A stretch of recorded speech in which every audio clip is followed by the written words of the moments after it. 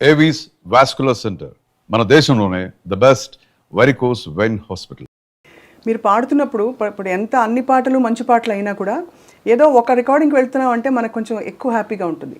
అలా ఎవరి రికార్డింగ్కి వెళ్తున్నప్పుడు మీరు అరే వాడు ఏం పాట వస్తుంది ఈ గమకం మనం ఇంకా బాగా వెళ్దామని అలా అలా ఉంటుంది కదా? అది హ్యాపీనెస్ కాదు, టెన్షన్స్ వస్తుంది. టెన్షన్ కొన్ని మ్యూజిక్ డైరెక్టర్స్ దగ్గర వెళ్తున్నప్పుడు ఈ రోజు ఎలాంటి పాట వస్తుందో మనకు అది నా గాత్రంలో రావాలి, మ్యూజిక్ డైరెక్టర్ని సాటిస్ఫై చేయాలి అని ఒక పెద్ద ఇది ఉంది కదా. సో అది కొన్ని మ్యూజిక్ డైరెక్టర్స్ దగ్గర వెళ్తున్నప్పుడు ఆ భయం ఉంటుంది. ఎవరెవరు? అదే ఇళయరాజా గారు, శరత్ గారు. శరత్ గారు అయితే అసలు ముందు అర్థం అవడానికి ఓ రోజు పడుతుంది మాకు వినడానికి. అలా సమ్ టైమ్స్ ఒక సాంగ్ అలా అయ్యింది, నాకు అది సాయి ఏది బేసిక్ సాయి ఏది అని తెలియకుండా ఒక పాట పాడాను శరత్ గారికి. ఏ పాట చిత్ర గారు? అది మూవీ నేమ్ సింధూర రేఖ అని. దాంట్లో నోట్స్ ఎక్కడెక్కడో పోతుంది. ప్రణతోస్మి గురువాయుపురేశం ప్రతిదినమను చేత స్మర హరి పాదం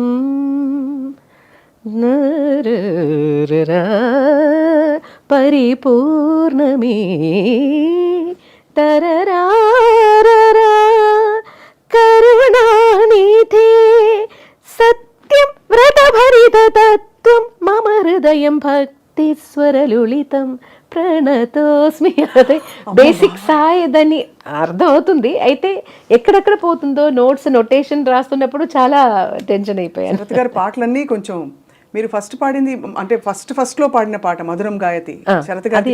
అది ఫస్ట్ కాదు, శరత్ దగ్గర కొన్ని పని చేసిన తర్వాత తీసిన ఆల్బమ్. అదే అసలు అంటే చాలా క్లిష్టమైన పాట. ఆ ఆల్బమ్ లో అన్ని మంచి సాంగ్సే. ఇప్పుడు కూడా అది వింటే చాలా ఫ్రెష్ గా అనిపిస్తుంది. చాలా గొప్ప పాటలు పాడుతూ ఈ క్రమంలో మనం సీనియర్ గాయని మణుల పాటలు ట్రై చేస్తూ ఉంటాం నేర్చుకుంటాం నిజంగా కాన్సర్ట్స్ కోసం అని. అది కూడా ఇంకొక విషయం కూడా చెప్పాలి. మన లిరిసిస్ట్ వైరముత్తు గారు ముందు నేను కేరళ నుంచి వచ్చాను, కొన్ని తమిళ సాంగ్స్ కొన్ని తెలుసు, అయితే బాగా ఎక్కువ పాటలు తెలీదు. సో అప్పుడు వైరముత్తు గారు నాకు సుశీల గారు పాడిన ఒక 2 క్యాసెట్స్ ఇచ్చేసి, ఇది మీరు నేర్చుకొని మీ గొంతులో పాడి నాకు క్యాసెట్ పంపేయండి అని ఇచ్చేశారు.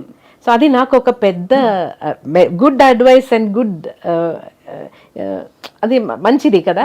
సో ఒక్కొక్క నాకు టైం దొరికినప్పుడు అన్నీ సుశీల గారి ఏదైనా ఒక పాట ఆ ఆల్బమ్ నుంచి కొత్త సాంగ్స్ రాసేసి అది నా గొంతులో నేను ట్రై చేసి తర్వాత అన్ని సాంగ్స్ పాడేసి నేను వైరముత్తు గారికి పంపించేసాను.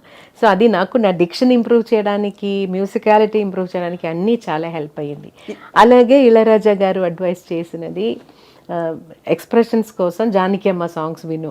దాంట్లో ఒక సిచ్యువేషన్ నేను చెప్తే దానికి ఎలా కావాలో ఆటోమేటిక్గా అమ్మ ఇస్తున్నారు. I don't have to tell her more. నాకు నా మనసులో ఏముందో అది అలాగే అమ్మ పాడతారు అని. సో అప్పుడు అమ్మ పాటలు కూడా చాలా విన్నాను. తర్వాత మలయాళంలో చాలా సాంగ్స్ జానకి అమ్మ ఇద్దరు పాడారు, అయితే కాన్సర్ట్స్ కోసం జానకి అమ్మ సాంగ్స్ చాలా ఎక్కువ నేను ప్రాక్టీస్ చేశాను. సుశీలమ్మ పాటల్లో తెలుగు పాటల్లో ఏమన్నా మీరు ప్రాక్టీస్ చేశారా? పాడనా తెలుగు పాట, అది నేడే ఈనాడే, తర్వాత అలాంటి కొన్ని పాటలు తెలుసు. సుశీలమ్మ గారు ఎంత మెచ్చుకుంటారు చిత్రగారి పాటని. వీళ్ళందరూ సీనియర్ గాయని మణులందరూ, మీరు అఫ్ కోర్స్ మీరు కూడా చాలా సీనియర్, బట్ వాళ్ళు మన అందరికంటే సీనియర్ కాబట్టి వాళ్ళు ఎప్పుడు ప్రస్తావించినా మీ పేరు తీసుకొస్తుంటారు, మీ పాటలోని గొప్పతనాన్ని చెప్తుంటారు, ఎంత బాగా పాడుతున్నారని చెప్పి. సో గురువుగారు మిమ్మల్ని చూసి చాలా మురిసిపోయి ఉంటారు కదా, మీ పాట విని మీరు ఇంప్రూవ్ అయింది, మీరు పురోగతి సాధించి జీవితం. నేను చెన్నైకి షిఫ్ట్ అయిన తర్వాత అప్పుడప్పుడు ఎప్పుడైనా నాకు టైం దొరుకుతుందో అప్పుడు పోయి నా టీచర్ని మీట్ చేస్తాను. అలా టీచర్ కూడా బిజీగా క్లాసెస్, కాన్సర్ట్స్ అలా టీచర్ కూడా బిజీగానే ఉన్నారు. నేను ఊరు వెళ్తున్న టైంలో ఉన్నారంటే వెళ్ళి చూస్తాను. ఏమంటారు మీ పాట విని, మీ సినిమా పాట విని ఏమంటారు? She's always proud. Always proud of you. She always all వాళ్ళ టీచర్ బయోడేటాలో కాదంటే అన్ని చోట్ల నా పేరు కూడా రాసింది. సంతోషం. ఎంత గొప్ప జీవితం, ఎంత గొప్ప ప్రయాణం చిత్ర గారు.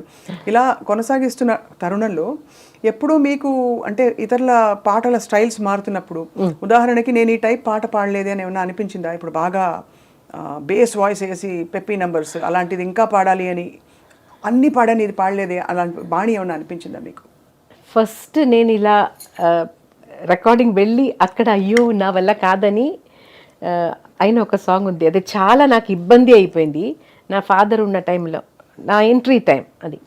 అప్పుడు డబ్బింగ్ మూవీస్ వస్తుంది కదా, అది బాలు గారు జానకి గారు పాడే ఒక ఫిలిం, మలేషియా వాసుదేవన్ గారు నేను తమిళ్లో పాడుతున్నాను. దానికి థియేటర్కి వెళ్ళి అలా పాట వాళ్ళు వేస్తారు కదా మనం నేర్చుకోవడానికి. పాట వింటే డిఫరెంట్ నవ్వు. మెయిల్ లైన్ ఒక లైన్ పాడితే జానకి గారు నవ్వు, అది అన్నీ ఒక్కొక్క నవ్వు డిఫరెంట్. అయ్యో నాకు ఆ టైంలో నవ్వంటే ఫేస్లో వస్తుంది, శబ్దంలో రాదు. అయ్యో నేను చాలా భయపడినాను. నేను అప్ప దగ్గర నా ఫాదర్ దగ్గర చెప్పాను, నాన్న will go, I can't do this, నాకు నవ్వు రాదు. ఫస్ట్ ఆఫ్ ఆల్ నర్వస్నెస్ అని కొత్తది కదా, నాకేం తెలియదు. గట్టిగా నవ్వాలి, డిఫరెంట్ సేమ్ నవ్వు కాదు, ఆ నవ్వులోనే వేరియేషన్స్. అయ్యో నా వల్ల కాదని నా అప్ప ఏం చెప్పారంటే, ఎక్కడైనా ఎలాగైనా వచ్చేసారు కదా, ఇప్పుడు నేను పాడనని వెళ్ళిపోతే అది మంచిది కాదు, సో ట్రై చేయి, బాగలేదంటే వాళ్ళు వేరే ఎవరి చేత అయినా let them make somebody else Singh. అప్పుడు కొంచెం సరే ట్రై చేద్దాం, నా వల్ల కాదు అది నాకు తెలుసు, కానీ తప్పకుండా ఆ పర్ఫెక్షన్ నాకు రాదు, అయితే ట్రై చేద్దాం అని ట్రై చేశాను. ఆ పాట ఒరిజినల్ ఉందో లేదో నాకు తెలియదు, పాడేసి వచ్చేసాను అంతే.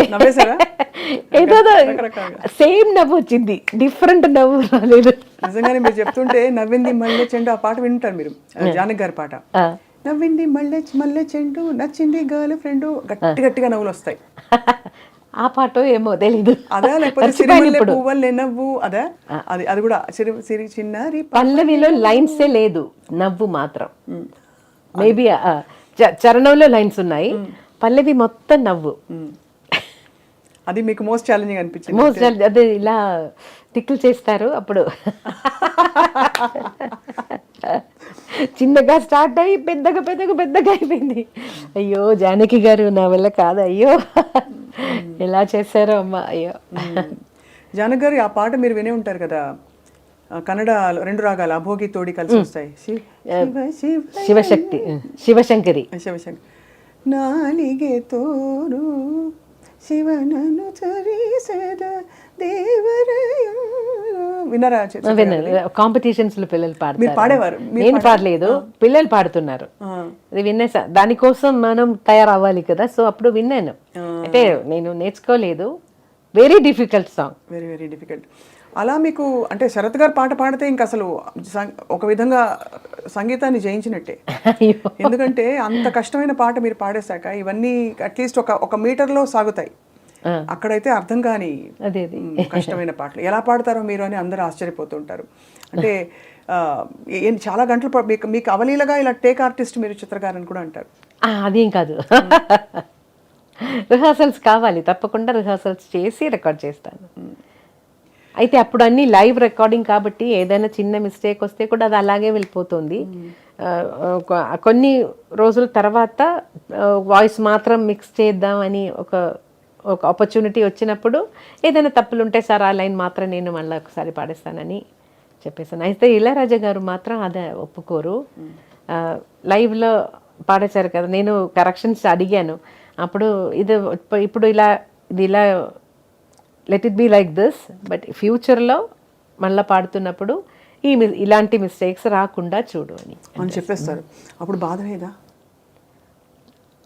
బాధ కాదు, అదన్నీ అడ్వైసెస్ కదా. అయ్యో అంటే బాధ సే ఎనీథింగ్ నో సార్. అంటే బాధ అంటే మీరు అంత సాధించిన సింగర్గా అప్పుడు గురు నేను సమానులు అవును అవును తప్పకుండా గురు సమానులు చెప్తే అయ్యో నేను గురువు గారి ఎక్స్పెక్టేషన్ అందుకోలేదే అని ఒక బాధ ఉంటుంది కదా. అది ఉంటుంది. అదే అయితే నేనే అది చెప్పాను, నన్ను మళ్ళీ మరొకసారి పాడతాను అని.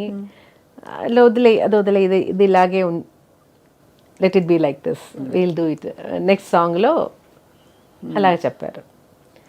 తెలుగులో